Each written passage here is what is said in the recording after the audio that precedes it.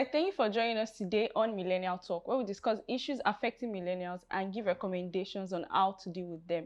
In the month of June, we'll be discussing technology and the role technology has to play in our lives as millennials. We discussed education technology and we shared tools and resources on how to improve yourself professionally and also make, extra cash on the side. But today, we're going to be discussing how millennials can take advantage of the tools available to prepare yourself for the job market, how to properly position yourself to get a better job. If you're looking to, change your job, you're looking to, move up the corporate ladder, those are the things we're going to be sharing today. And I will not be having this discussion alone. Join me with Josephine. How are you? Hi, Bukuri. How are you doing today? I'm fine, thank you. Actually, this tech thing is coming at a very, very good time where we have a slight decline in tech due to the recent happenings, the trending happenings. Now you've been seeing what's Twitter happening. Yeah, exactly. It's crazy. But I'm guessing we're gonna have a exciting conversation today. So yeah, I'm looking forward to it. Joining us today, we have a guest in the house who is going to share with us all the tips that you need to know. Her name is Funke Onafuye, the co-founder of CVLoft. It's a platform that connects pre-qualified candidates, for better opportunities. They also help, to help employees or people generally to build their portfolio, their professional portfolio, which includes CV writing, resume, LinkedIn optimization. So let me not say everything. So let her just introduce herself. Thank you for joining us today. Thank you for having me, Bukumi. How are you? Fine, thank you. So give us a brief introduction of yourself and what you do. Okay, so my name is Funke Onafuye. I am co-founder CEO of CVLoft, and yeah, CVLoft is a platform that connects. Basically, our tagline is bridging the gap between talent and opportunities. So people, need jobs or they need to access opportunities, and there are also opportunities lying in wait, and people do not know how to find them. So CVLoft is here to be that bridge. Thank you very much. Thank you. Okay, so there's something I'm curious about. Every startup has a history or a beginner story. So what I'd like to know is what motivated you to go into the professional portfolio building a business? Okay, so I think it started around 2017. I was working as a salesperson. I used to sell, technology services, and very randomly, as is typical of me, I was opinionated on Twitter. And then somebody reached out. Somebody reached out to me and said, "Oh, you work as a salesperson. You're always talking about work. Do you have other people in your network that are looking for sales jobs as well?" Because he was trying to recruit for his company in Lagos. So I said, "Oh, I could help him collect CVs."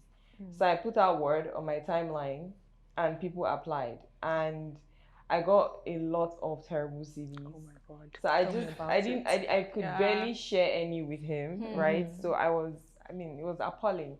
So I think I tweeted very randomly that would people pay for CV writing services, and nobody answered me. Oh, wow. Yeah. It was crickets, no response.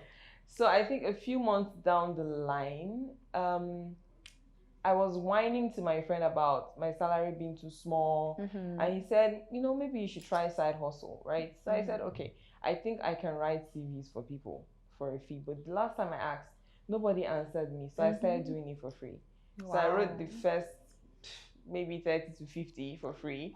A lot. Yes, then I started charging 2K for it, and that's how this whole thing started. Wow, beautiful story. That actually reminds me, I have a bit of a background with HR, and trust me, when she said terrible CVs, I could relate. You see some, and then it's not just the CVs, the kind of email that comes in with the CV. Yeah, sometimes. Yeah, and you'll be like, blank. You actually want me to read this email? Some emails are blank. They just write PFA. So the introduction is too basic sometimes. Sometimes it's terrible. I've heard of someone who said that, they wrote the entire body of the message in the subject line. Oh yeah, that happens. That happens a lot. Terrible. Some people would copy and paste their CVs in the body of the email. sometimes I would tweet, okay, use the job title as a subject, and then they would write job title in the subject. So it happens. Wow. There are a number of interesting occurrences when you're dealing with job seekers. And I'm sure many people are still making those kind of mistakes. Yeah, that's what I'm saying. Like it's very occurrent. If you put out a job and maybe you are the person collecting CVs, you would actually get exhausted from reading terrible CVs. Wow. You would get exhausted. Some CVs are just like one page, date of birth, this thing, secondary school, primary school, and then you're like, what am I supposed to do with this? As an employer, how would I'll be turned off to even select any of those CVs in the first place. You know, your CV has to actually be catchy, and that's why I appreciate what she does. Yeah, exactly. And that's why you are here to share all these things. Yes. Yeah. Mm-hmm. So the second thing would like to ask you is what are one of the biggest challenges that you have faced? Because like you said, in fact, I would say receiving bad CVs are actually one of them. But like when you started this business, what was like one of the biggest challenges you faced? CVLoft launched during lockdown, or let's say right after lockdown. So at that time, while we assumed that, you know, a number of people would be looking for new opportunities and would be very interested in rewriting their CVs.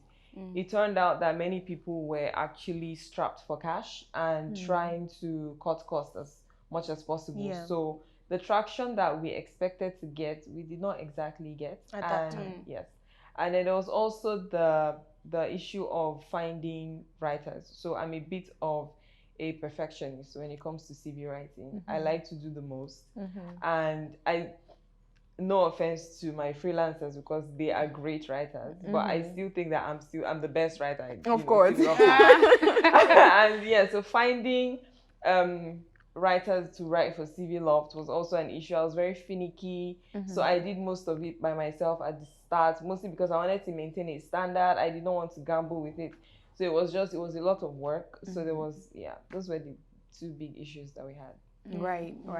Okay, you know that looking at the whole entire thing that happened with the Twitter ban recently, and many millennials have their businesses on Twitter. Yes. And on Millennial Talk, we always preach, building talents for the digital economy. We need people who are actually tech people. Tech is the future. That's the fourth industrial revolution. So we need people actually, capable to take this thing through. So how has it affected, CVLoft as a business? Because I know that's where I met you. And I remember I started following you when it was this whole entire job thing. You were always posting tips about CVs and all. That's how I followed you. So and that's how I just remembered, wow, I need a guest for Millennial Talk, and I just said, let me reach out to you. And it was and apart from that, I think it was also NSAS and all of those things. And these are things that affected us, just in every manner. So how has it actually affected your business? Because I know not just you, because you're not just speaking for yourself now, you're speaking for many other people who have their businesses on Twitter.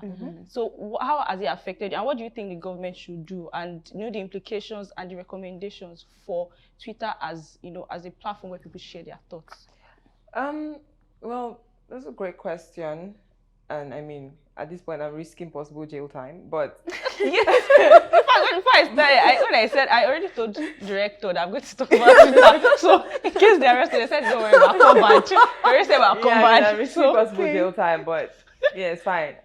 So far, I have tried to keep CVLoft out of the whole, because I mean, technically, I'm somewhere outside of Nigeria and tweeting, and we're all out of Nigeria. Exactly, but CVLoft is domiciled in Nigeria, so we have not been posting. But we do have a Telegram community with over 10,000 members. So we intend to push, aggressively there and try to leverage other social media platforms. As for how Twitter has, the ban has affected us terribly, I would say. Well, I can't say for a fact just yet because it's been a couple of days. Just a few days. But I can imagine that there are so many people who we would be able to reach out on Twitter that we can no longer reach, mostly because even though people are using VPN, there are still so many people who are either uninterested or just don't know about it, right? Yes. And I feel bad mostly for a lot smaller businesses, like the micro businesses, like the people who sell, who sell shoes, who sell Bags, food, who clothes, sell yeah. bags and clothes and things like that. And Twitter has been a marketplace, right, for many of these people. Yeah. And some of them have had the foresight to expand to platforms like Instagram. But for other people, it's basically side hustle that maybe pays as much as their current salary. Yes. And because it's somewhere where they enjoy, leisure time, I might as well just post for business as well. And they probably have not really expanded to Instagram. Plus, Instagram requires some spend, and it requires a lot of content work, extra effort, exactly. And Twitter is just easier. Plus the snowball effect on Twitter, people retweet, and then hundreds of people see it. It's not the same as Instagram. So I feel really, really bad that this is even happening now at all. And I think that the government needs to look at the bigger picture. It can't be about one person's deleted tweets. They have deleted so many of my tweets. They've lost me out sometimes. Yeah. And said, oh, unless 3 days, you're not coming back in. And I mean, I've followed, the rules. So I think that one deleted tweet shouldn't spark this much outrage. It's not fair to every other person. Yeah, and job seekers, because job seekers are people are actually a big platform. It's a big platform for that. Well, I do hope that some way or somehow eventually it gets reverted. Like honestly. So in your journey, trying to help people build their portfolio, what do you think should be like the biggest error that people have made? Like, I know you've come across different types of errors that people have made while trying to build their professional portfolio, but what would you say is the biggest error that people have made or currently? So I think it's people trying to be jacks of all trade. So there's a lot of I get a lot of requests where somebody says, I'm trying to make my CV position me for content writer / customer service / social media manager, everything together. And I'm like, these things are world apart. And the truth is, when you get into certain kinds of jobs, you realize that there are a lot more tasking than you assume. And then sometimes when I say tasking, I mean you get busy, but you may not enjoy doing that particular thing. Sometimes, on the surface, it looks like it's a fun or cool thing to do.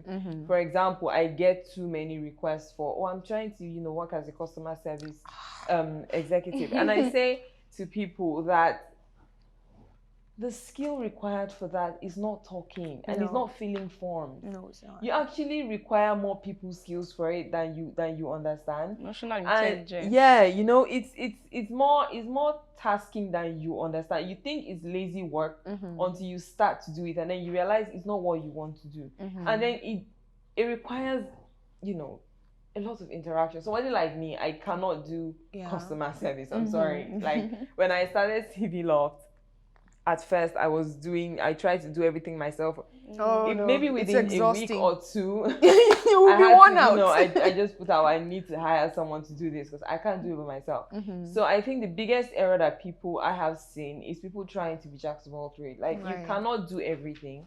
I need people to figure out what they want to do. Sometimes you may have to take one job that you do not exactly enjoy because the job market is in shambles. But while you're at it, just see it as a placeholder and spend a lot of time figuring out what it is that you want to do, and then how you can get there, and try to push yourself in that direction. So as opposed to I'm doing customer service now, and then you do it for 5 years, and then very randomly you say that you want to pivot to tech. Yeah, it's like this. Exactly. And there are ways to do that, but I need people to be able to figure it out, especially by themselves. And then when people say, I want to pivot to tech, there's also that issue where, I want to get into tech. And I say, tech is big. Very. I mean, it's what exactly do you want to write code? Do you want to be on the support side? Do you want to sell tech? It's all tech. Everybody that sells technology understands how it works. That's the only way they can sell it. And the people who solve your problems as a customer, you know, the customer support and the customer success people, they understand the tech. That's why they can fix your problem. Yeah. But if you just come and say, oh, you know, I just want to enter tech as what? So you need to, people need to identify what it is that they want to do, what it is that they can do, and just find ways to, you know, get into it and do it. Wow, that's very insightful. Looking at the unemployment rates at 33%, and you know, one thing that you said that struck me was the fact that you said the job market is in shambles. Yeah, it is. And tech is like everybody's desire at this moment in time. Everybody wants to go into tech. So, but you know, how do you now marry what exactly you want to do? Because the jobs available might not be what you want to do, but the market, you know, has, for example, tech. There's potential, huge potential in tech. So how do you marry what exactly you want to do as a job seeker? What exactly you want to do and what is available? I don't know if you kind of get me. Yeah, I do. So I always say this, that the easiest way to help yourself do what it is that you really want to do is by freelancing, right? Okay. So everybody has at least 2 to 3 hours on their hands, you know, spare time that they can use to do other things. And sometimes it doesn't pay as much as you would really need it to, but you need to play the long game, right?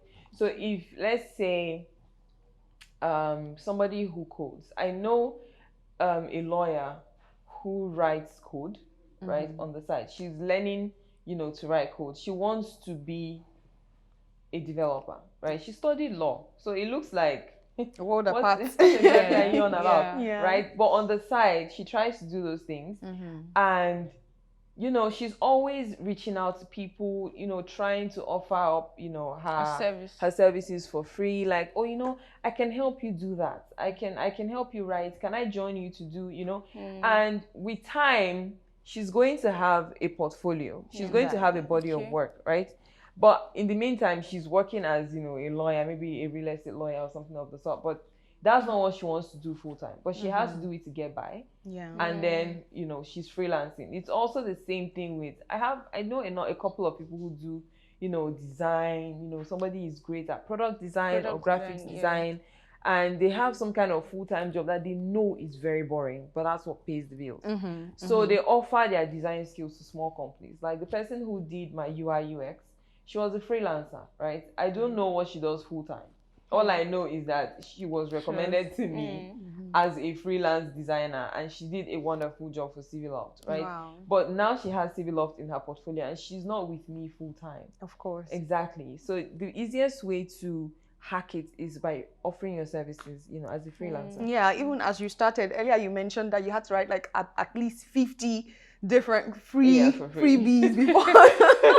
Honestly. Yeah, but I'm not asking anyone. I'm not a slave driver. So I would never ask anyone to offer their services for free. No, definitely not. But it's a good way to start. Before you can convince certain people to pay you. Of course, you may have to have some work on ground. Yes, definitely. You don't have anything. I don't think I know any entrepreneur that hasn't actually done freebies in the beginning. Or slash the price. Or slash the price, you know. Anyways, right now we'd like to go on a short commercial break, and when we're back, our guests would be sharing more insights on how to properly build your portfolio. So don't go anywhere, we're still here. Starting and growing a business is not an easy feat, so you need all the support you can get. What if the right support were just a few clicks away? It actually is. Say hello to FCMB Business Zone. FCMB Business Zone is a one-stop online platform that gives you access to a wide range of business resources, including certified online learning, advisory services, ESCO services, and so much more. What's more, you can make your business offerings visible to more customers by signing up as a merchant on FCMB Business Zone. You can also join any of our over 20 communities of interest and effectively grow your business network. To get started on the Business Zone, please visit businesszone.fcmb.com. Sign up on FCMB Business Zone today and get access to new opportunities to network, learn, and grow your business. FCMB, my bank and I. All right, guys, we are back. And if you're just joining us today, we're talking about how to use technology to build your portfolio, your professional portfolio, and how to improve yourself all round in general. So if you have started the conversation with us, we believe that you've learned a thing or two. So right now we're going to go back to our guest, and I have another question for her. So what I think would be the first question anybody who wants to come to CVLoft would be is, how do I build the right portfolio, the right professional portfolio? Now this has to do with not just our CVs, but our cover letters. So if I want to start, maybe I have a terrible portfolio, because a lot of people do out there. I believe that you've not even captured half of the audience yet, because so many people have the same problem. So if I wanted to start building my portfolio, what would be the first step to take? Okay, so I think I need to clarify that your portfolio is your body of work. So it's the things that you have done. And your CV is like a summary of the things Everything that you have done and the things that you can do. Okay. So building your portfolio, that's entirely your responsibility. You have to do the work, be very strategic about it. Don't go around taking just any gig or any job. You know, if you know that you want to do a certain thing, you should try to align with industry trends, industry needs. You know, there was a time when some people were stuck using typewriters, right? And they did not advance to using computers. And then computers came, they couldn't use computers, and then they were out of jobs, right? Exactly. And then, say for example, somebody works as an accountant. And you've done all the principles, everything on paper. And then you go for an interview and somebody says, oh, have you ever used QuickBooks before? And then you say no. And that on its own can just ruin it for you. It's good enough to say, oh, sorry, this person doesn't qualify. Because now there are tools that they need people to be familiar with, before they can take them on the job. Because I mean, you can learn these things online. So employers don't want to teach you those things anymore. Yeah. So before you come to CVLoft, it's great to have a lot of your affairs in order, because all that I am is, let's just put together the work. A branding consultant. Yeah. Exactly. So you bring all the pieces and I put it together and make it into one thing. So if everything is just, you say you want to work as an accountant, and I'm telling you, oh, okay, great. What tech tools are you familiar with? And you're asking me, what do you mean? You know, it's going to be a bit frustrating, because I want to create a great document for you, and while people think that the CV is that ultimate thing, almost as if the CV writer's job is to make them, the ultimate candidate. That's not the content of the CV is not my responsibility. You just have to give me. I just need the information in one place, and then I make it into something beautiful. That's my job. So I'm like, I mean, at the core, I am a marketing professional, right? Okay. So yeah, I just needed to clarify that. I think I'm HR. Yeah, because even personally, I would think, oh, maybe you are the repository of jobs. Let me just come and meet you. Any job you have available for me. Yeah, as long as you can unfortunately, I have a responsibility to my clients. So if somebody says, oh, Funke, I need to hire for this role, I do not have a responsibility to the job seeker. I have a responsibility to the person that is paying me, and that one says, I need this kind of candidate. I need someone who's best fit. So no matter how much appeal I get in my DM, if that person is not a great fit, I'm sorry, but there's nothing I can do. Because it will be a disservice to the employer if they hire someone who's not good, right?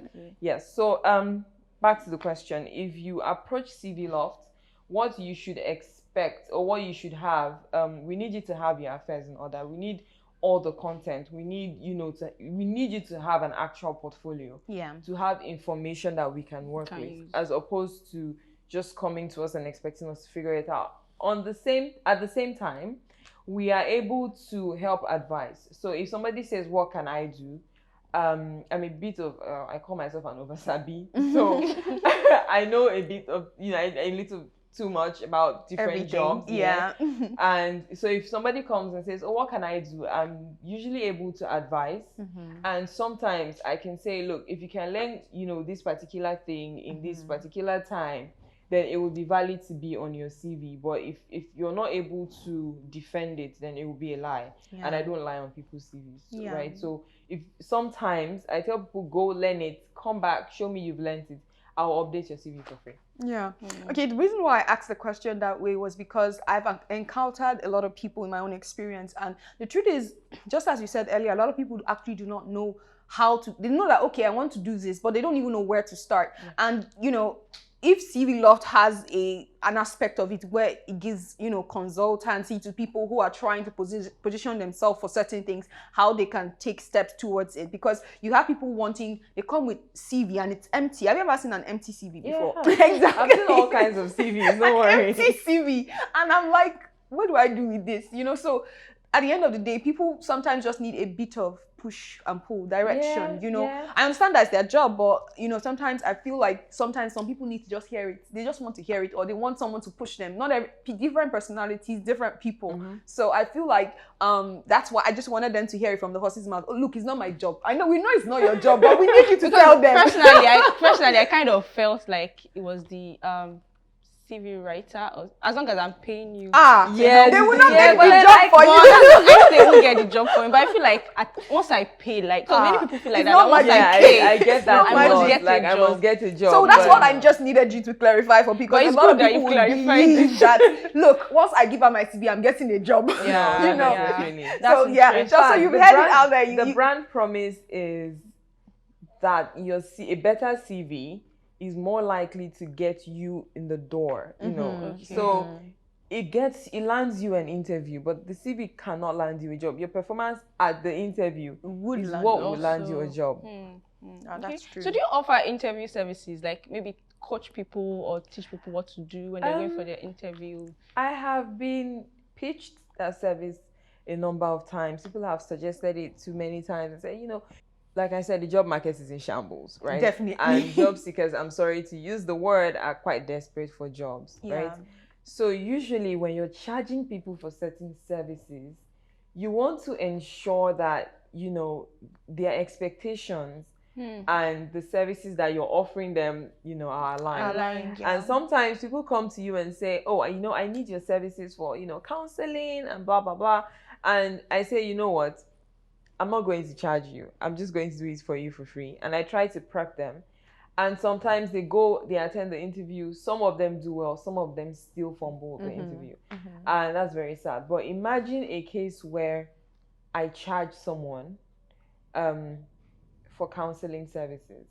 And still they don't get they don't get the job. Like you said, Heartbreak. people already assume that the You're a CVs that they paid me for are supposed to land them jobs, right? And then you now add counseling and they're like, you know what, I have the superpower, and you go there and there's no job. There's no job. They're just going to come around and be like, Funke lied. She I lied, don't want people to feel like that. So sometimes I've considered it.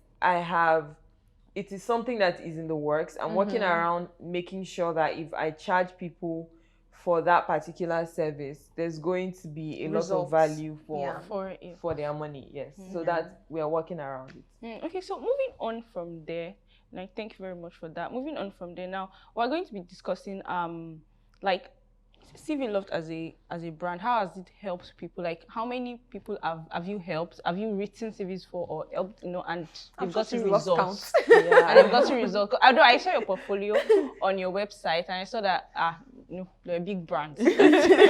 So, like, how has it affected? Like, is there a percentage to it about how many people that, you know, it has affected? Sorry, I'm a data numbers person. Oh yeah, I can expect that, but I don't have a specific figure. I try not to store those numbers in my head. But when I first started out, I think there was a year when I wrote by myself well over 1,000, only me. And, you know, as CVLoft with more than one writer, I don't know how, I mean, we've written so many CVs. And I think to know how many people's lives I have impacted, I can say for certain, right? Because many people just come, pay, and go, and I'm not even the one interacting with them. Okay. But there have been instances where people would reach out to me and say, oh, hi, I just wanted to let you know that I followed, you know, some things that you put out on your page. And then I also paid CVLoft to write my CV. And then I saw a job vacancy in your Telegram and I got the job. And there have been instances, those testimonials that they just feel very great. It just feels great to know that, oh, something that I said, someone listened, did it, and it worked out for them. Actually worked for me too anyway. Oh, wow. Yes, that's there you have it. Yes, that's why I said, no, you have to come and share your experience. And just for banter, I remember the particular one, there was an incident that happened, you smell nice incident. When She was.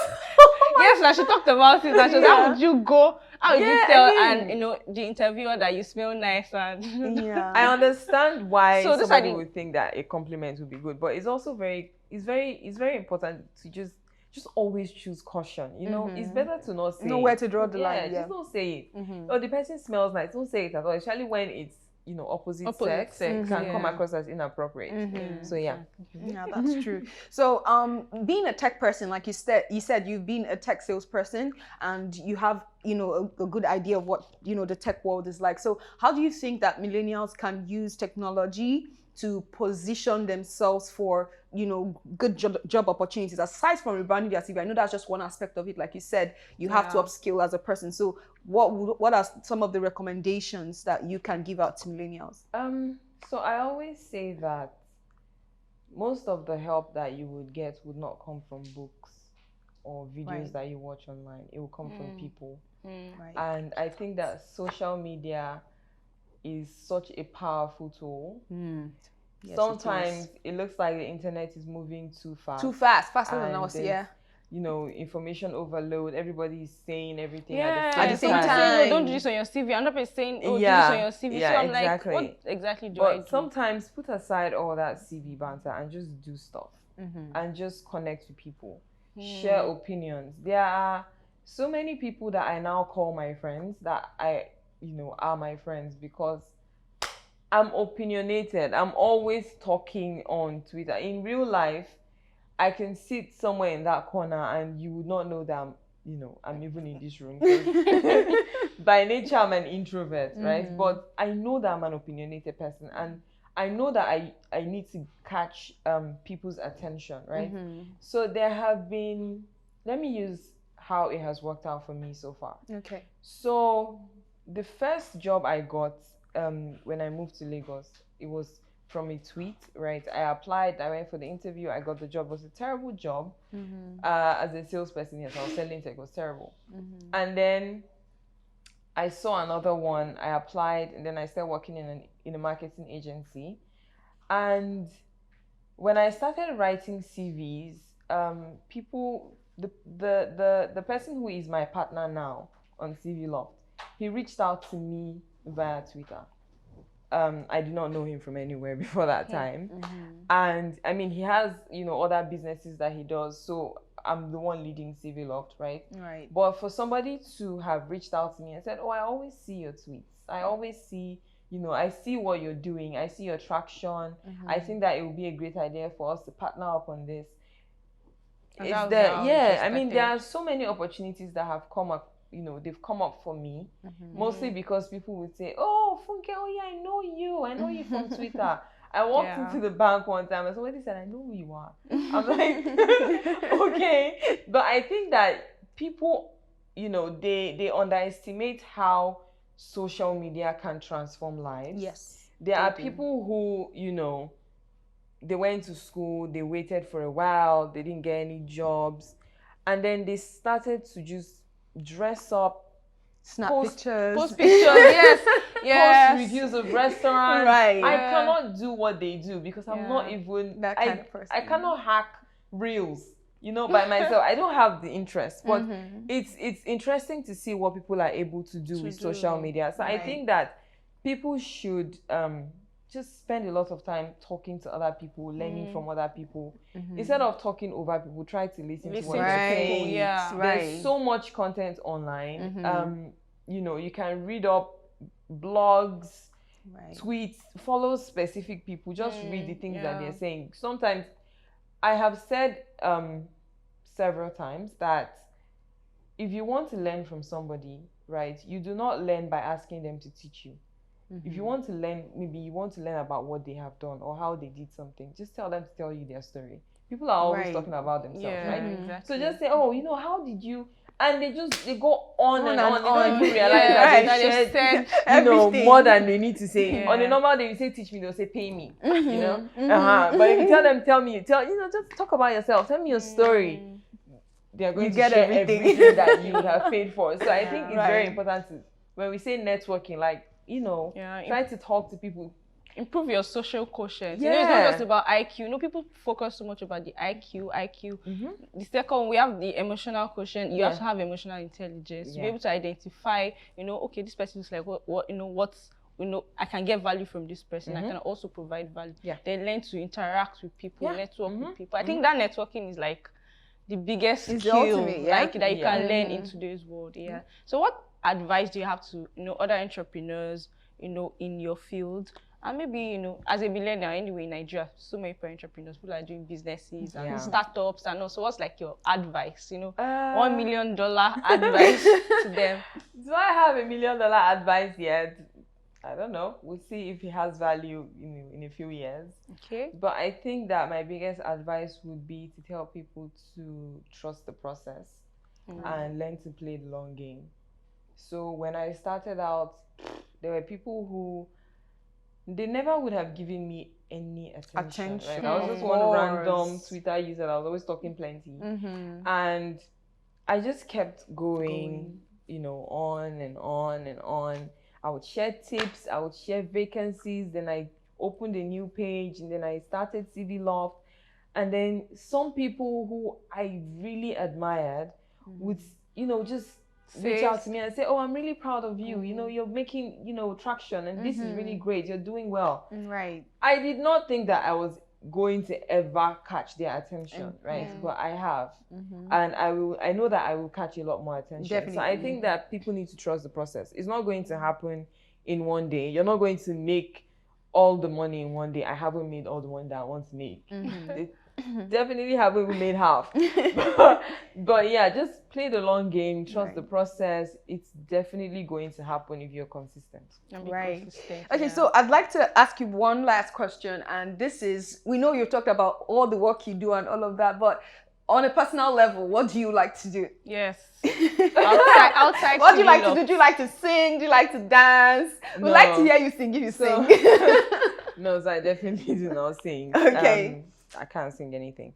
And no, I cannot dance. I was hoping to talk too much and then you people would skip this question, but what do I like to do? I think I spend most of my leisure time watching comedy. So it is very likely that if you bring up any scene or any line from Friends or Big Bang Theory or Two and a Half Men, I would probably be able to, Okay, tell us your favorite line from the movie. Friends. From Friends. Your favorite line from Friends. My favorite line from Friends has to be Ross's, "We were on a break." That one always gets me every time. That's interesting. All right, thank you very much for joining us on the show. Thank you. And we do hope that another time when we have to talk about tech, we'll definitely love to have you on the show again. It was really, really great. Thank you. All right, guys. So if you'd like to find out more about finance and like to increase your knowledge on finance, you can visit our website on www.proshareng.com. Thank you for watching. Bye.